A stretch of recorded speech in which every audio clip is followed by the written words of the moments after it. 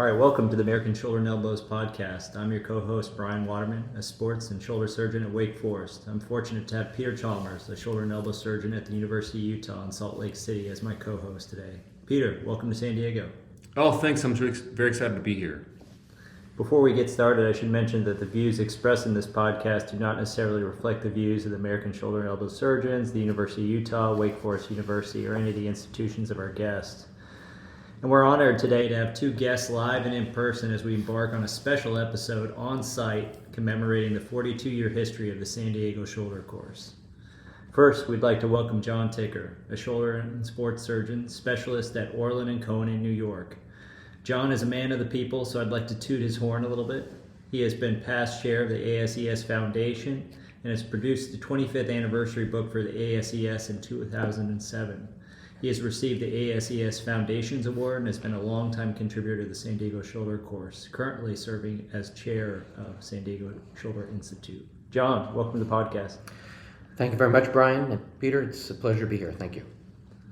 Next, we have a man that needs no introduction, John J.P. Warner. His track record in innovation is unparalleled.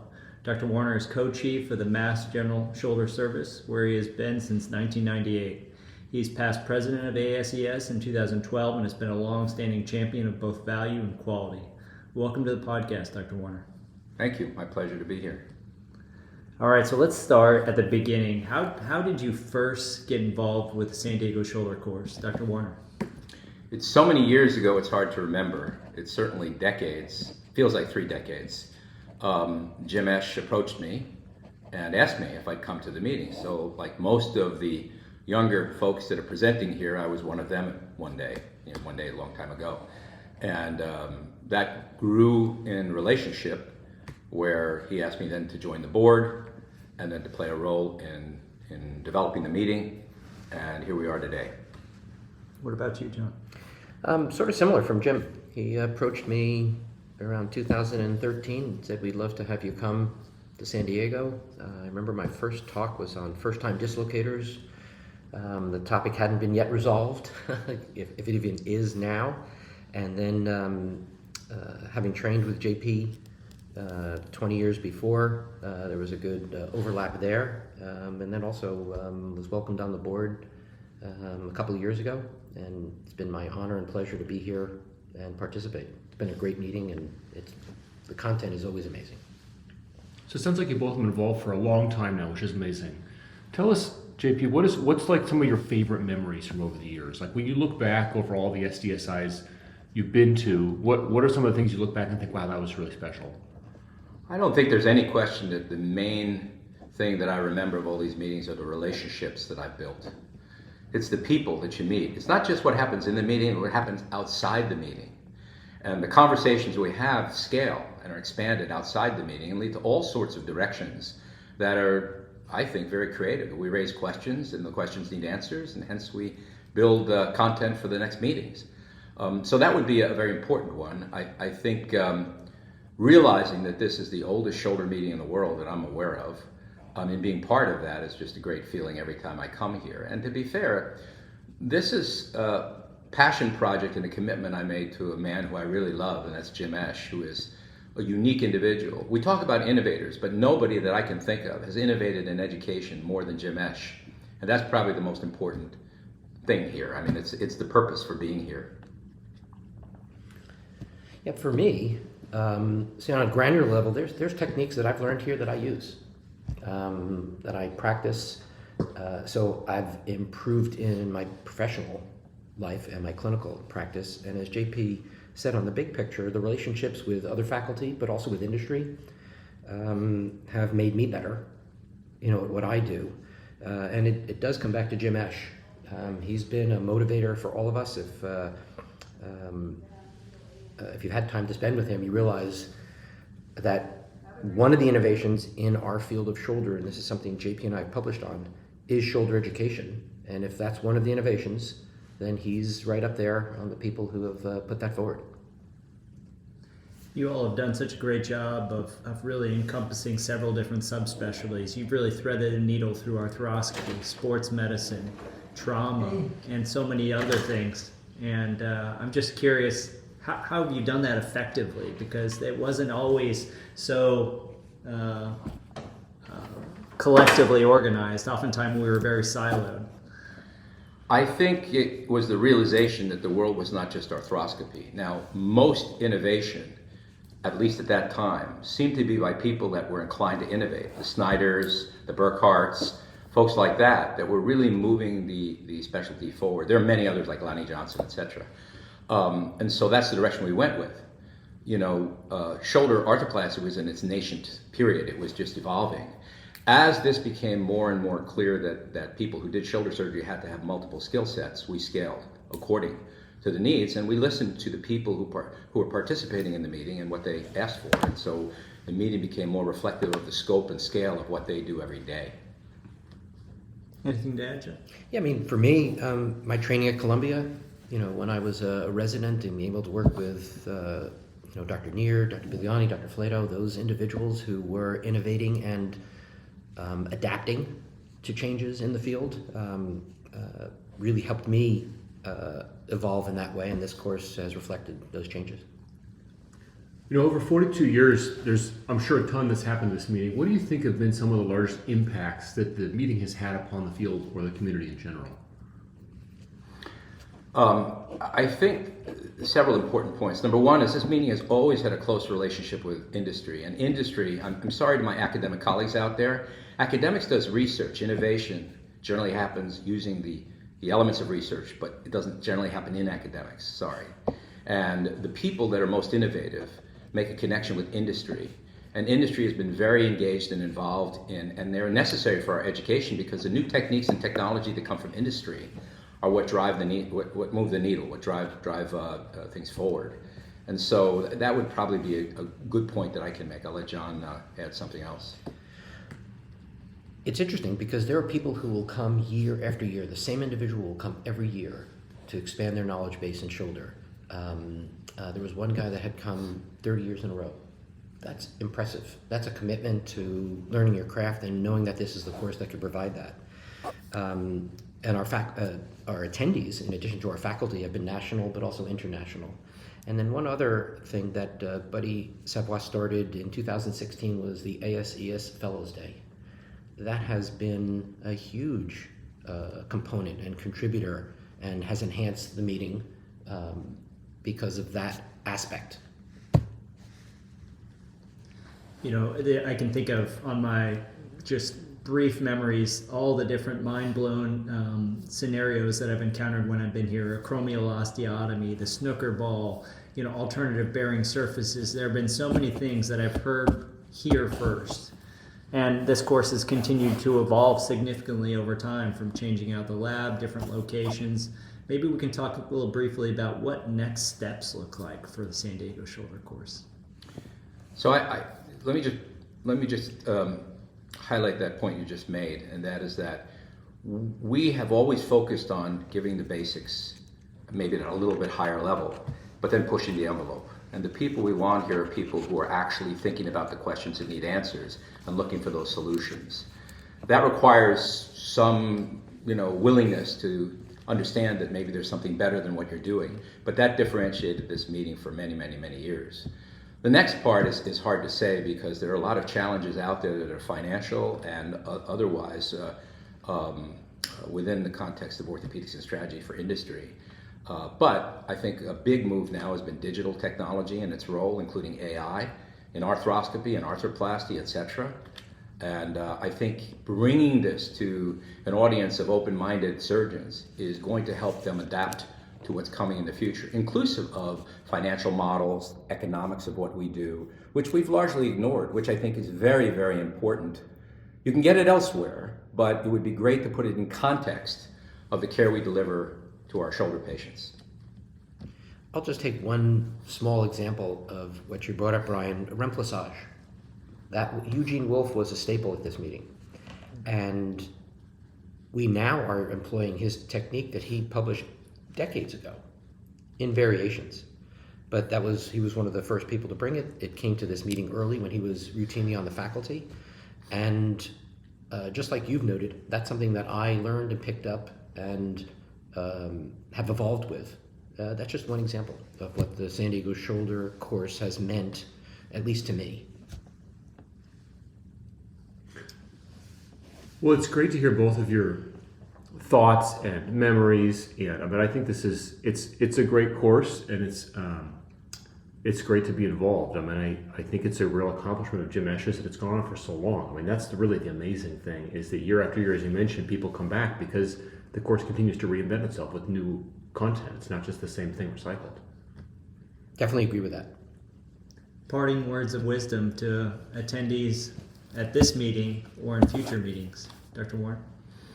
I think that I've been fortunate in my career to witness the explosive growth of shoulder care and potential that we have to improve the lives of individuals where 10 years ago we couldn't do so many of the things we can now do.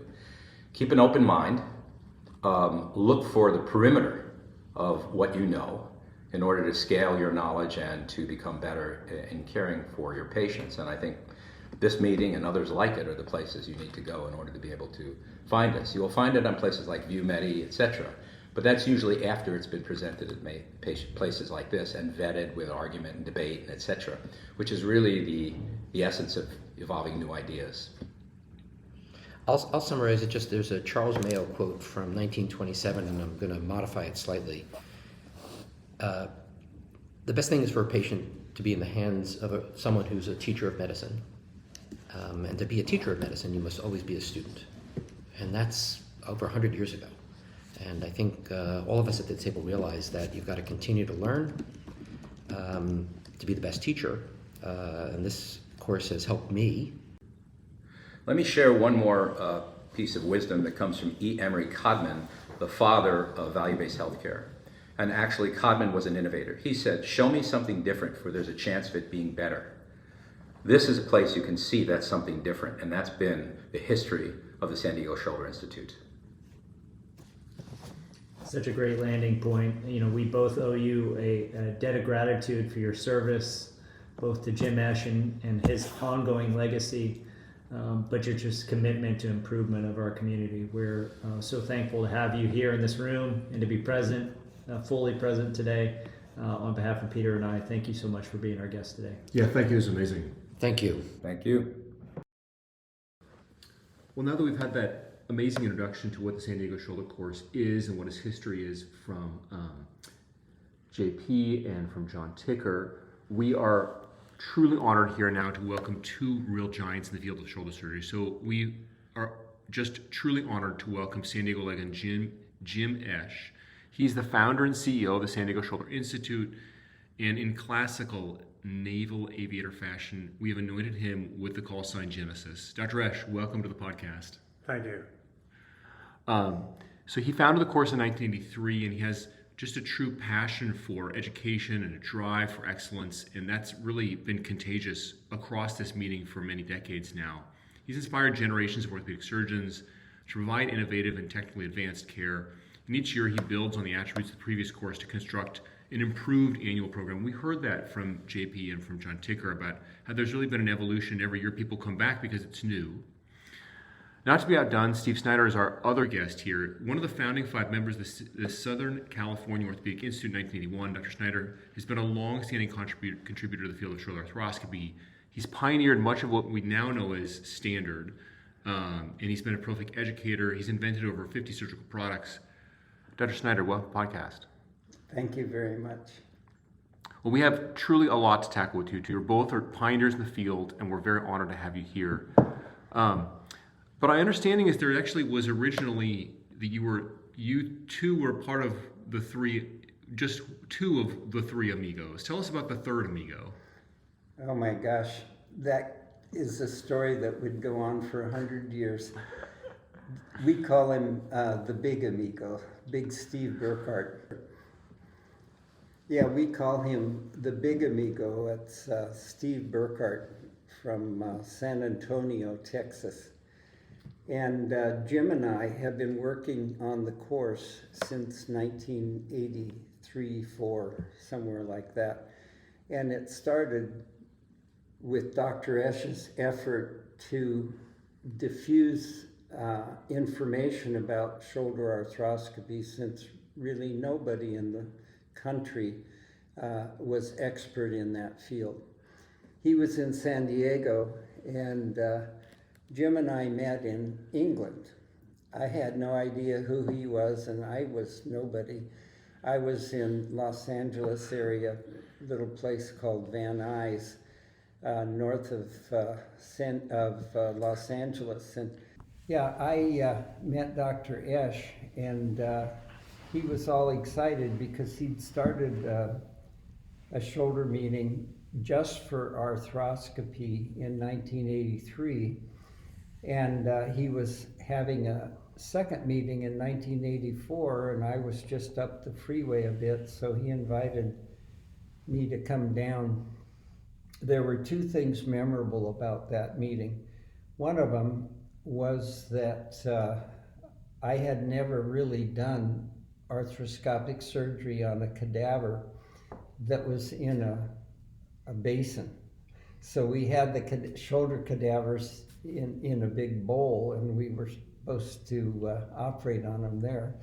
And the second thing was that there was a red tide, and I took my windsurfer down on the top of my minivan, and I fastened it down with some bungee cords. And if I went over 30 miles an hour, the windsurfer would fly off. So those are the two memorable things. We didn't do a lot of good shoulder arthroscopy then, but we got a group of people together. I shouldn't say we, because Jim did, and put together the course with his guidance and direction that now has lasted, 43 years. And it was probably the number one thing I did during my education on shoulder arthroscopy to learn and teach and be able to spread and share ideas about shoulder arthroscopy. So I blame him for the disease I caught back then, that little spark of virus that made me so interested in shoulder arthroscopy. Dr. Esch, we recently had the third Three Amigo, Big Steve. We had him on the podcast, and it was just such a pleasure. A lot of his story is his comeuppance in the shoulder world, and often against adversity. All three of you have done such incredible work within the field of education. I'm curious if you can give us your perspective on what you saw in the landscape and how you developed the San Diego shoulder course. And how did it even come to be? So I practiced in Oceanside, California, and I bought my first arthroscope in 1976, started scoping knees, and we had a small group of local surgeons, about 6 guys, and we met about once or twice a year, sometimes 3 times, and shared videos in a hotel room of knee scopes. And at the same time, I visited Lanny Johnson probably every 6 months for 5 or 6 times, because he was the guru of teaching. And I would always bring a nurse with me, because I would say, I want my OR to be just like Lanny's. And the precise way he put instruments on the back table and so forth. So and Lanny scoped the shoulder one day, and I thought, this is kind of interesting. So after a while, I scoped the shoulder, and fortunately, I debrided somebody who had a SLAP 3 lesion and cured him. And he was actually a vice cop at Oceanside. Went back to work 3 weeks later. Probably the best result I've ever had. So out of this, I started this meeting of people interested in the shoulder, and we were, as Tony Robio called us, scope jockeys. The Shoulder and Elbow Society didn't have much use for us, and so we just began looking in the shoulder, trying to figure out what the labrum was and all these things that we didn't see before. And then I started looking for bright people like Steve Snyder and others who could teach me.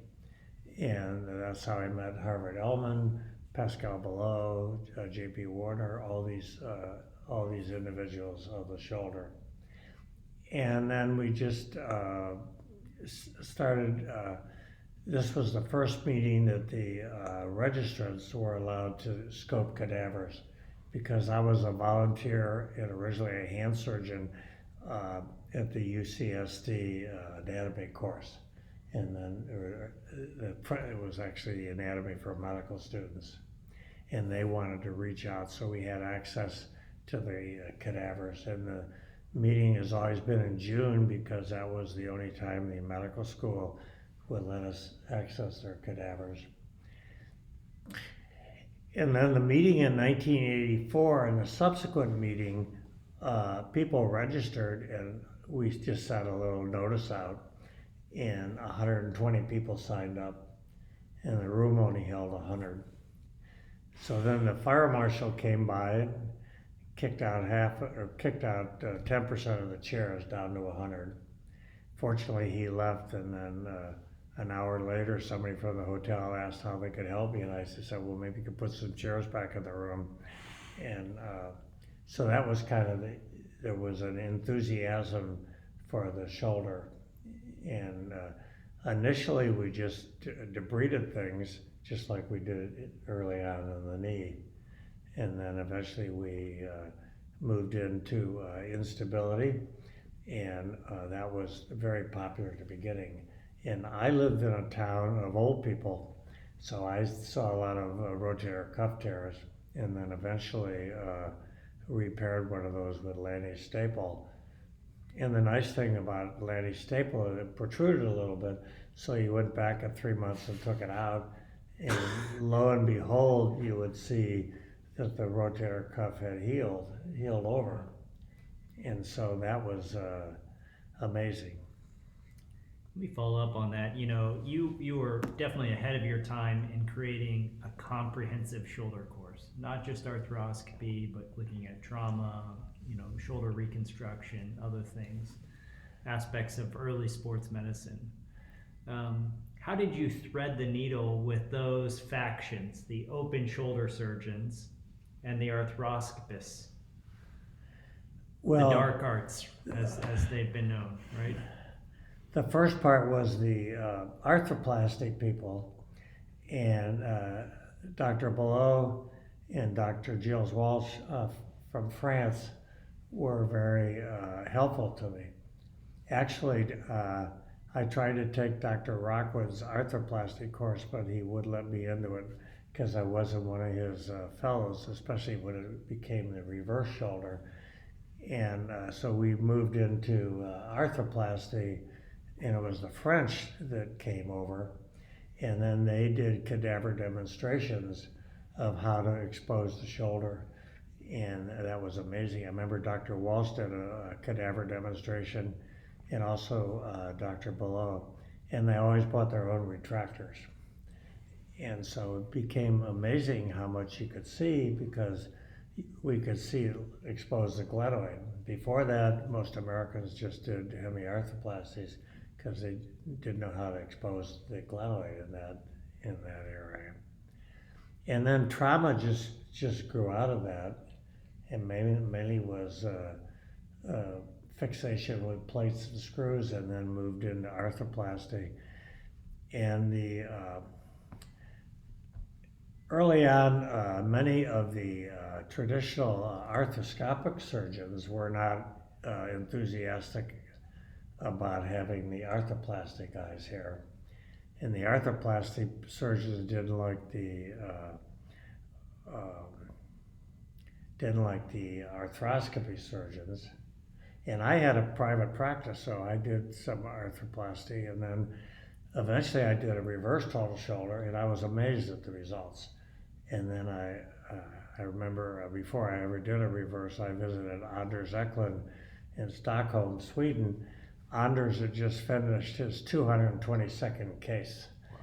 And before I even, and actually when I visited him, he just said, well, scrub in.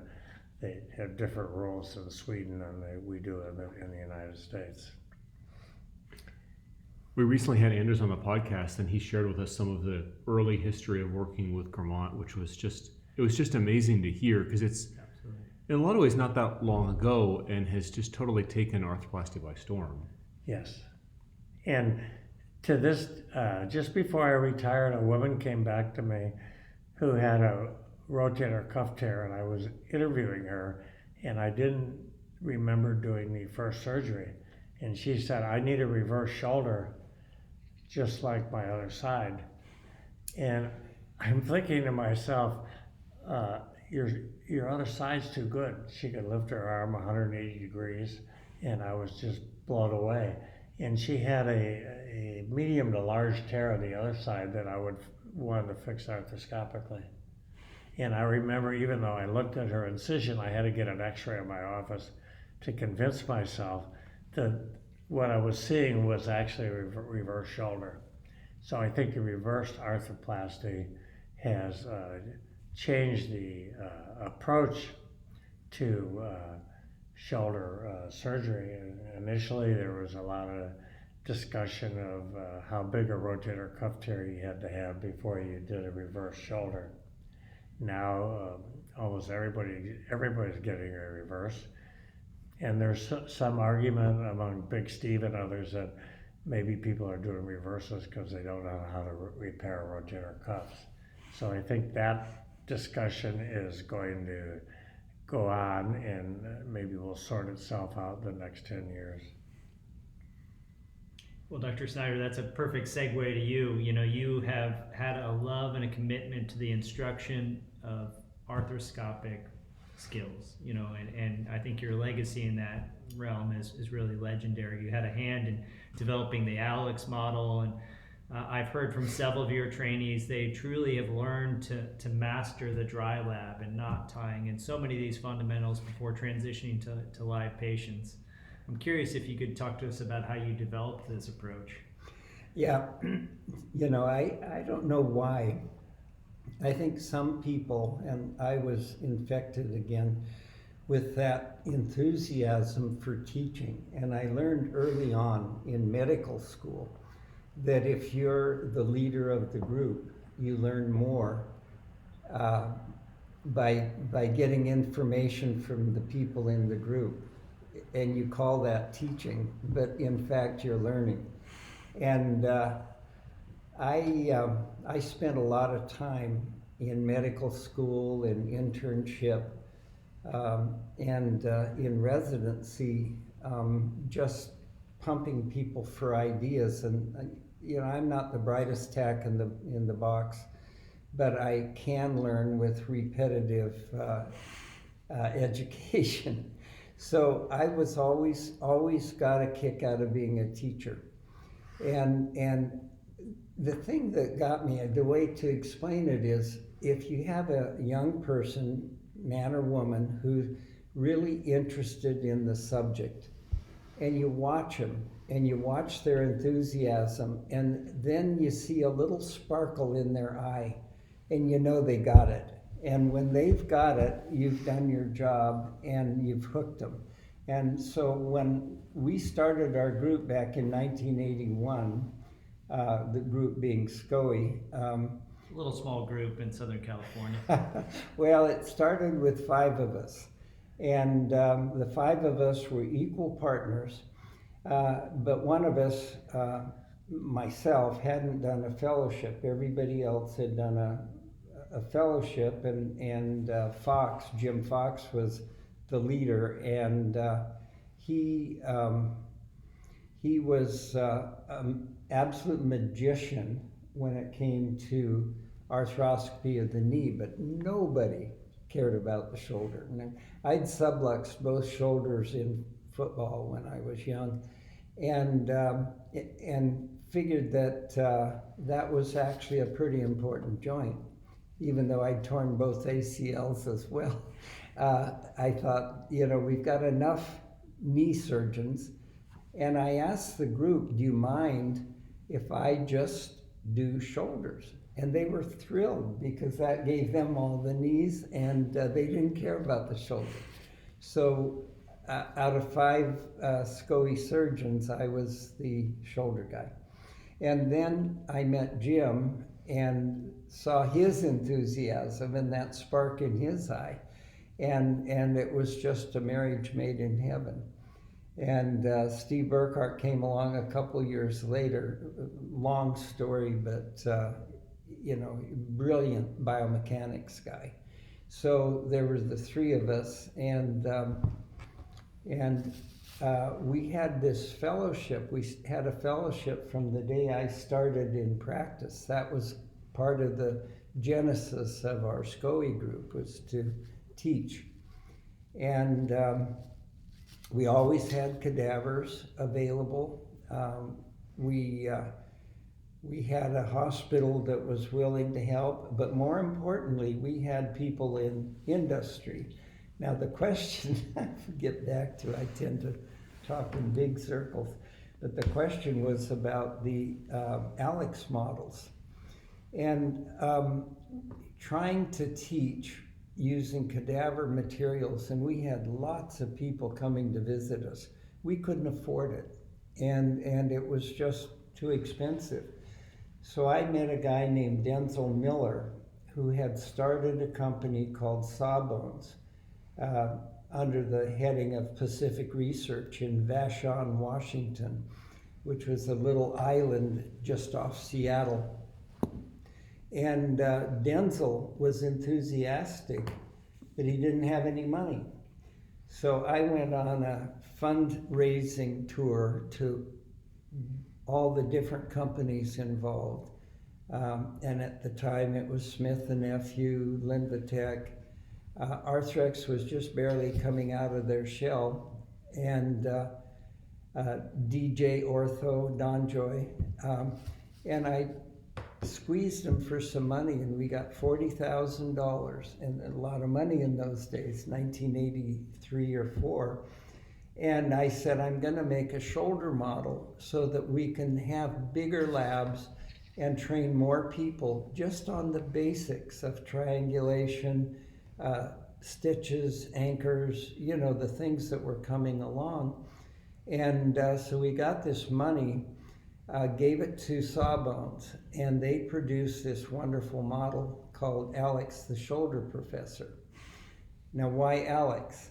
Well, I had the pleasure, and still do, of meeting and knowing this wonderful guy from Italy, Alex Castagna.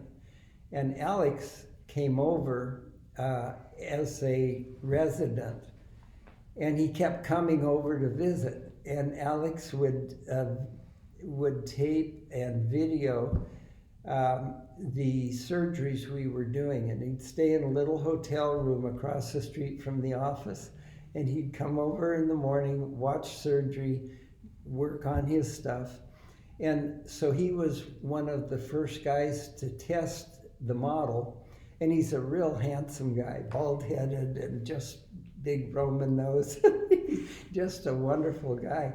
And so we took his picture, and I made a decal. I was doing some Photoshop in those days, and I insisted that Sawbones put his decal of this handsome Italian with the words Alex the Shoulder Professor on every model.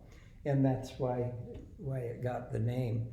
And it made Alex immediately recognizable throughout Europe, because he and with that model, it trained the early arthroscopists. We used it for Anna, we used it for the Esch meeting, it was the mainstay in shoulder education, especially for those people who didn't have a university to supply cadavers. And so when the Arthroscopy Association got going, and we got Michelle Johnson, and Jim actually was a contact with her, she was able to do the cadavers along with Nancy and the team Jim put together. But the shoulder model was the bridge. It's still useful nowadays, but it's fallen back some, because now all of the big arthroscopic companies have access to shoulder cadavers, again, based on Jim's early work with them. And but the shoulder model was that bridge, and it gave us the ability to triangulate, to, while looking at a screen, and that was the thing that got us going. I went to visit Alex Castagna as part of the European Traveling Fellowship, and he told that story from his side, not of the Alex shoulder model. I hadn't heard that part. That's amazing. Yeah. But about visiting you and how much he learned from you, and how important that was to his own development of his skills. One of the things that I love about that story, and was brought up earlier by JP, is how important the relationships he developed at this meeting have been in his, in his professional career.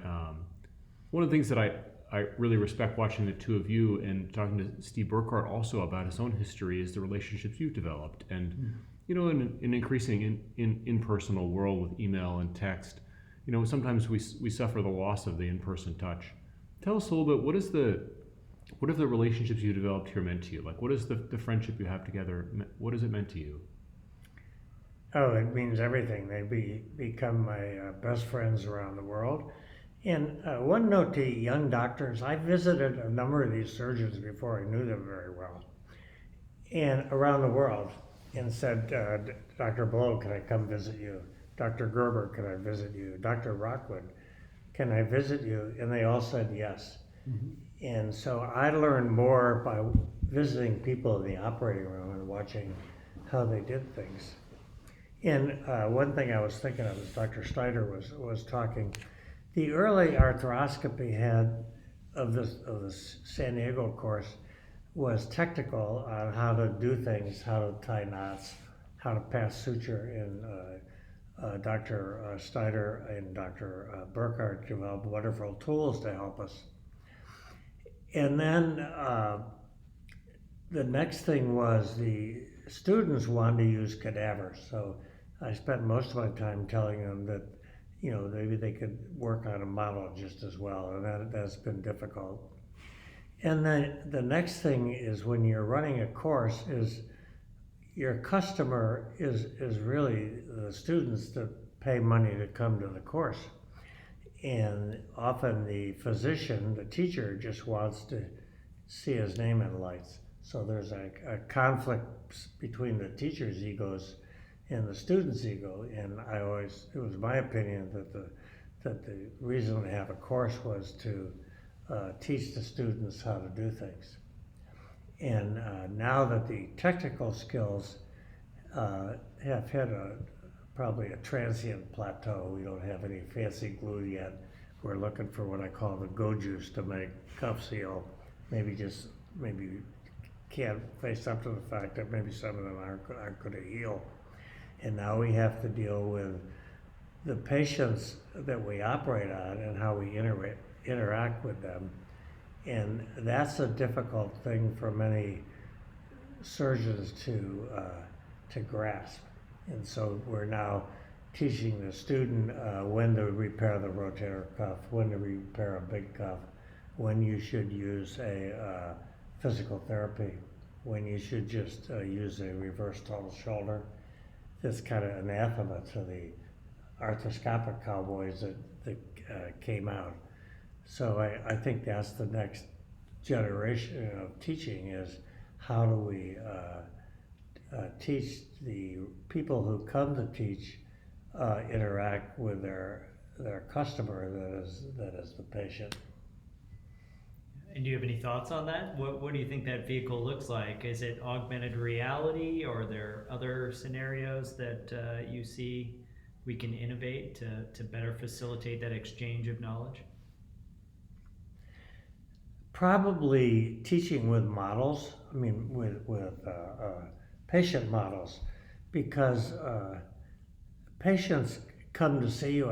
Initially, patients came to me, said, I want my opinion on fixing my rotator cuff. And I would say, well, I would do it arthroscopically, but Dr. Jones down the street does mini opens, and the results, in my opinion, were the same at that time. Well, the patient would say, thank you, but they wanted me to fix their rotator cuff. So the patient comes to you with a preconceived idea of what they plan to do, but they don't tell you their whole story. They just kind of dangle it out there. They talk like they found your name in the phone book, or some of my best referrals were from a hairdresser in town who happened to tell her patients I was a good doctor. So, it was a very interesting trying to figure out where patients come from. But the patients have a certain belief, so I think you have to ask them what they expect. They may say, well, I was expecting to have my cuff repaired. Oh, I just thought I needed a shot of cortisone. I just thought I needed physical therapy. So I would tend to do whatever the patient wanted, and maybe I would say, well, I'll give you a shot of the cortisone. I think you need some therapy, and maybe they don't like therapy. I say, well, you need to learn to do some exercises, or maybe you're going to need your rotator cuff fixed surgically. So I try to lay out with the patient at their initial visit their algorithm of treatment, and then we'll just try A. If that didn't work, go to B. And the patient is kind of involved in that decision making. Or just say, I only have 10 minutes with you according to your health plan, and you need your rotator cuff fixed, and otherwise just hit the road. So you have to develop the care of the patient. Absolutely. And then the other thing is patients come to you, they used to come to you because of your reputation in town and so forth. Now they come to you because of their insurance company or various reasons, and there's a lot of pressures on the physician on how he spends this time with the patient.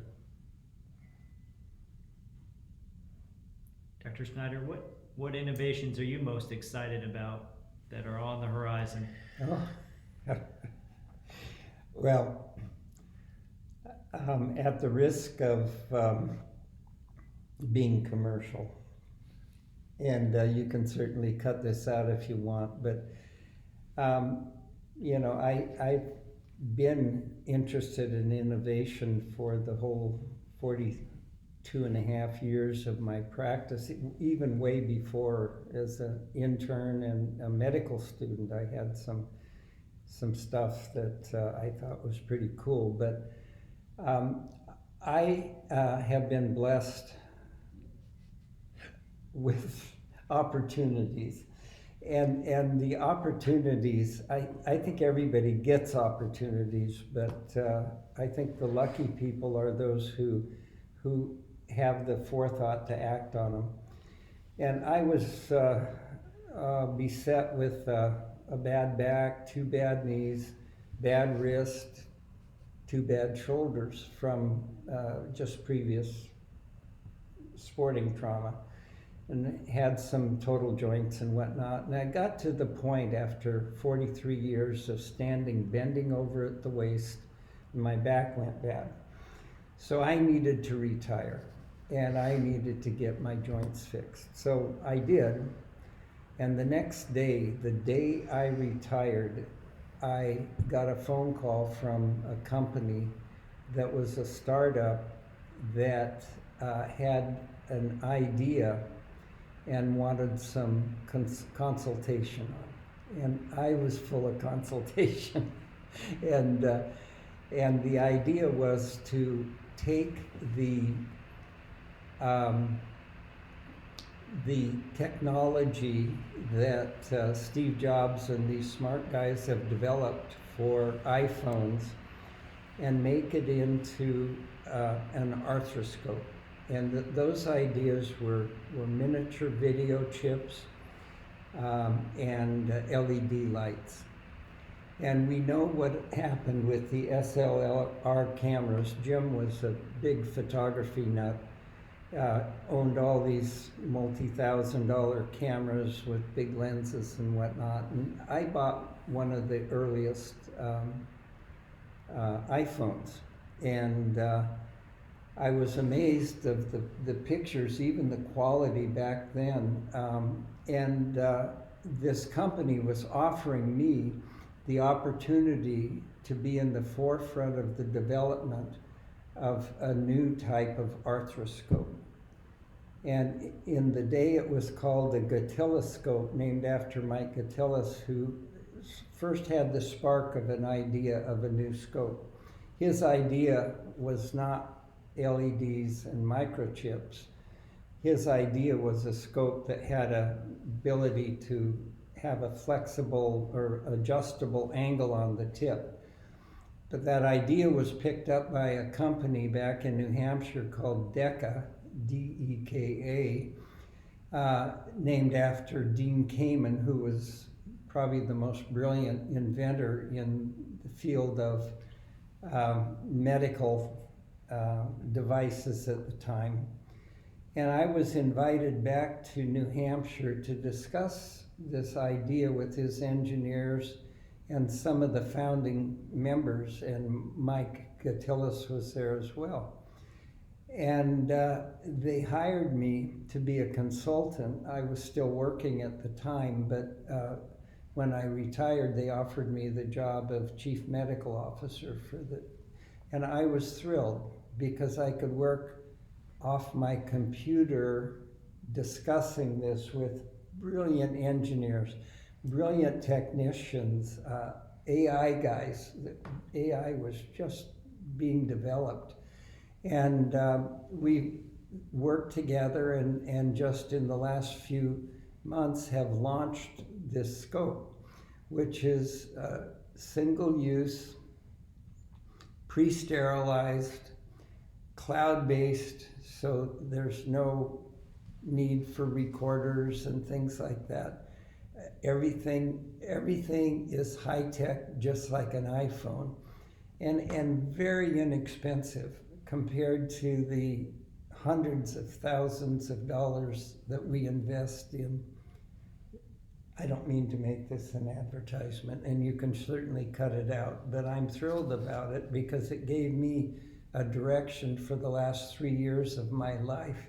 And now this is available commercially and will change the future of arthroscopy, all endoscopy, laparoscopic surgery, ENT surgery, bladder surgery, every kind of endoscopy that uses light and visualization will be, the cost will be cut nearly in half because there's no reprocessing, there's no servicing, everything is done by the scope in the box. You open it up, you use it, and you discard it. And so I'm excited about that. That's the future.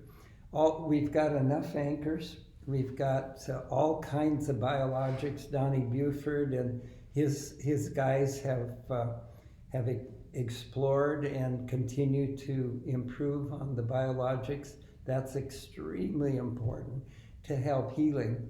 But now we're able to see in an inexpensive way and completely eliminate very important but yet troublesome areas of scope management.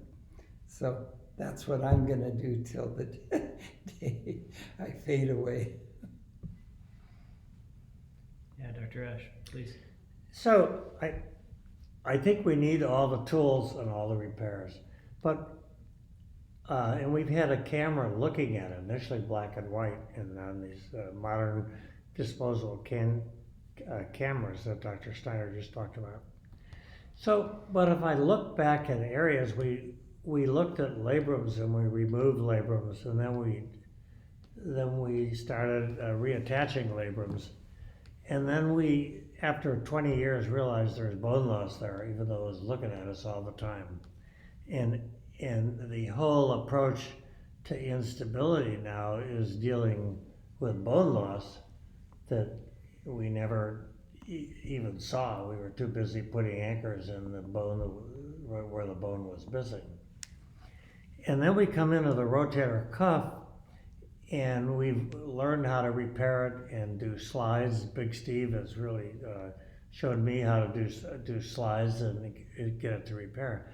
But then, since then, it seems like we got everything known to mankind to try to make the cuff heal, but it doesn't seem like it wants to heal.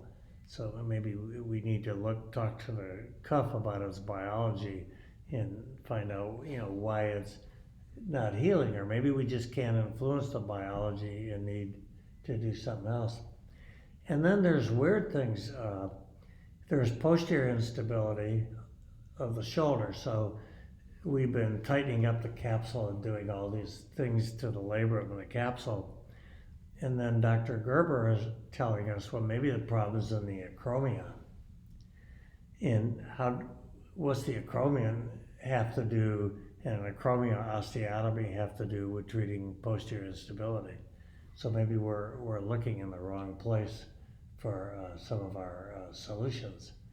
And then we have patients interacting with their environment, whether it's in sports, playing tennis, or just walking across the room and falling down, and how we take care of the patient. What's the patient's goals? I was in a great generation which watched Dr. Charlie come along with a total hip, and you got a new hip just to help you walk to the bathroom in the middle of the night. And now somebody comes in and wants 2 new hips so they can play 18 holes of golf and carry their bag. And so they have different demands. So I think the whole area of the shoulder we're now approaching in shoulder education, but part of me wonders if we're looking in the wrong place for the answer. And the other problem is we're dealing with a patient, so every surgeon may have his little deal, or speaker has his deal on what he would like to develop, but the students and the registrants who come to these courses want to learn how to apply this to their practice. So there's often, I think as an educator running a course, you have to listen to what the shoulder surgeon wants and how they can make themselves a better surgeon. Well, certainly that's always been the tension in our field, that ultimately we must do what's right for the patient, but to innovate we must work with industry, and industry has their own priorities, and certainly to educate we must teach at meetings, and then there's obviously these competing influences between the teacher who wants to be famous and the industry who wants to make money and the student who really just wants to learn how to take care of their patient. And we certainly, one of the things that I think I admire about you is that you've walked that balance with this meeting in a way that's really been so enduring and durable. One of the questions I wanted to ask both of you is, we've asked a lot of people that have been guests on the podcast over the years. You guys have you've experienced a lot of things in this world. I want to ask you, if you could have dinner with any person in all of history, who would you have dinner with? But maybe more importantly, where would you have dinner? I'd like to have dinner with Socrates. Oh, that's a good choice. He was always asking a question, and he would say, well, you may be the best shoulder surgeon at Athens, but you can't run the city. And so often our egos get carried away with what we can do. So I think Socrates sort of tried to say, well, you may be the best inventor, Dr. Snyder, but you can't run Athens, or you may be running the best shoulder course, Dr. Esch, but we have problems with the Athens Police Department, and somehow you can't solve it. Where would you have dinner with Socrates? Oh, I'm not a big food guy, so I'd probably go to Popeyes with him. That's the best combination. What about you, Dr. Snyder? Well, I did. Popeyes is already taken. Yeah. No. Actually, there's nobody in the world, in my small world, that I admire more than Dr. Esch and Dr. Burkhardt. And so everywhere I go in the world, seems like they're there with me or I'm there with them. And we have dinner. We had dinner last night. We had dinner a little while ago in Arizona. We have dinner in Sun Valley. I can't beat that. Now Socrates is, he's a good second. Or I was thinking, I had the absolute pleasure to have dinner with John Charnley and with Vernon Luck, who was the head of my hospital when I was doing my residency, was a good friend of Charnley's. Invited him over and invited me to go to dinner with him. Well, my gosh, the king of the English total hip orthopedics at the time, Sir John Charnley. But when I have dinner with Burkhardt and Esch, I get as much of a thrill out of that as I did with John Charnley. And I'm more of a contemporary guy, and I can't beat that. Of course, our wives as well. Patty and Nora and my wife Annie, my gosh, you can't have a better evening than that. Dr. Snyder brought up Dr. Charnley. So Dr. Charnley had a vision of arthroplasty that just, I trained when there wasn't arthroplasty, so I was happy to put people in traction. And I actually went into orthopedics because I didn't like surgery and holding retractors. And then Charnley comes out with his total joint. And not only that, all his acetabulum failed. The Teflon just broke, and he somehow persisted on.